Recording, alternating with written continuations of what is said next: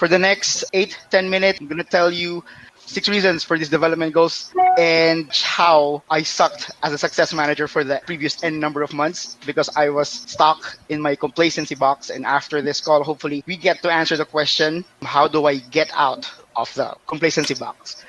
So the first development goal is to not take shit personally.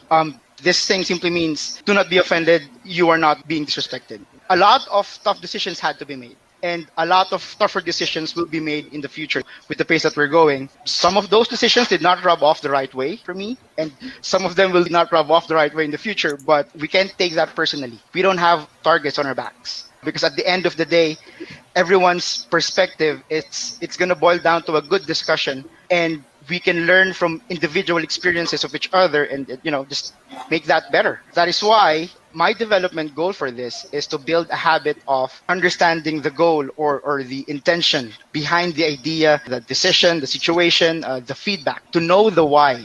And a lot of things that we consider personally, it comes or stems from miscommunication, which is the second thing. Communicate with simplicity and clarity. Say what you want and say what you need. Focus on the why of the message. Why am I speaking to you about this? Why is this person talking to me about this? In the course of our job, we tend to become passionate and emotional with the messages that we're trying to send to each other. Emotion makes the message complex. I need to cut through the noise of all this and just get to the core, to the why of this message. The Bible says, ask and you shall receive. And that's simply it. Communicate with simplicity and clarity. I need to build a habit of knowing what I want and what I need first, the why, before sending out that communication.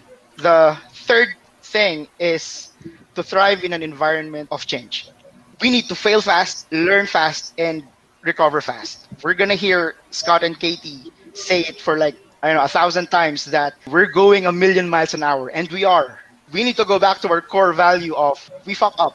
Let's fuck up now. Let's learn from it. Let's recover from that so that in the future, when it's really critical, we'll know what to do when we need to do it. A lot of things, with the pace that we're going, a lot of things are going to change.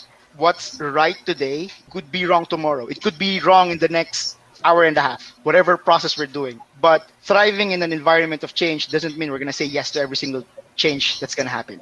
That's why my development goal for this is to challenge the status quo. Ask what needs to be changed. Ask why it needs to be changed. Is it effective? Maybe yes, but is it efficient? Is it scalable? And with change, one thing that comes from that is discomfort. And we have to embrace that. For the longest time here of my stay here in GoTo, I was very comfortable in my real box.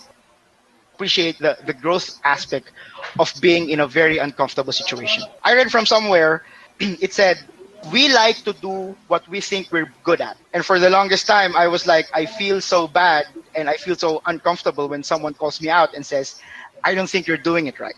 I think that there's a better way for you to do this.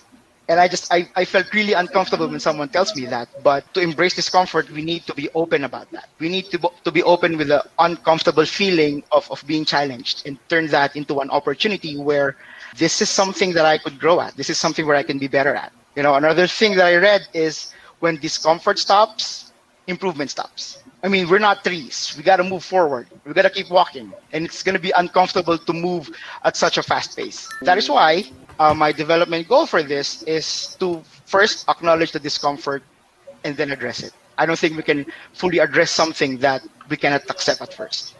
Demonstrating extreme ownership. This is very uncomfortable. It simply asks the question, what could I have done better? My favorite example, and everyone knows about it, it's the tale of. For those of you that don't know, we don't have much time. So to make the story short, the tale of. It was the first client that I lost. And I fought so hard to blame it on everyone else but me. Katie and I would get into screaming matches really early in the morning, and I keep telling her, no, it's not my fault. It's too difficult. The legendary is on Facebook and on Viber when he's supposed to be doing calls and all that. But when we did a postmortem, I realized that I could have done two things. I could have spoken up, but I decided to shut up. I realized that I was in a position where I could have done something better for the client and for the teammate. It's just that I decided to shut up and thought to myself, I can probably fix this, when I should be screaming and shouting and telling them, everyone, I need help. My development goal for this is to lead by example and hold myself accountable for the whole thing because that's exactly what I ask my staff to do. The sixth one is to be outcome oriented. And real quick, I want to tell you about Pio's new project management team. That team has very talented people, very smart people. They have a diverse culture there, and they didn't work out. They took shit personally. The communication was convoluted. They didn't want to change stuff. They were not happy when people were calling them out for their mistakes. They blame pretty much everyone else, even the system. But fast forward to now, they look at the big picture of completing all these projects and just trusting the process of them being able to work together. They are now handling the biggest event in history of it's a 3-month event. So far, everything is flowing so smoothly. Trust the process and we'll get to understand how we're supposed to do things. But we need to learn and understand the outcome of what we're trying to do. I didn't do all these 6 things before, and I'm not even sure if I'm going to do that for the next number of months, but that's definitely a goal that I want to develop. So I guess this answers the question how to get out of being fucking complacent. Before I end this, I want to leave something from Charles Darwin. He said, "It is not the strongest of the species that survive, nor the most intelligent, but the one most responsive to change."